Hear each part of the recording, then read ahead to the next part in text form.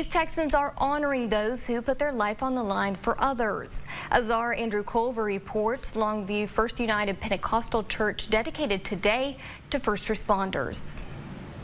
Around 50 Longview First United Pentecostal Church volunteers set up a welcoming space in the church parking lot.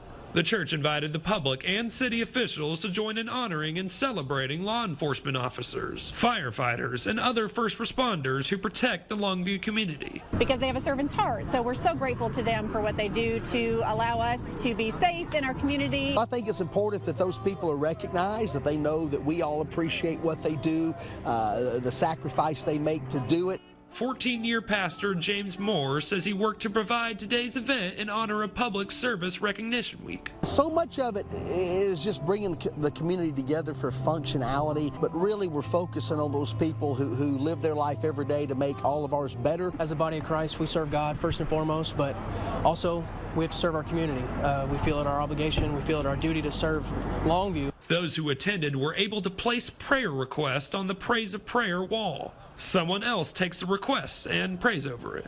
Youth pastor John Warren says it aims to offer solace to those who serve.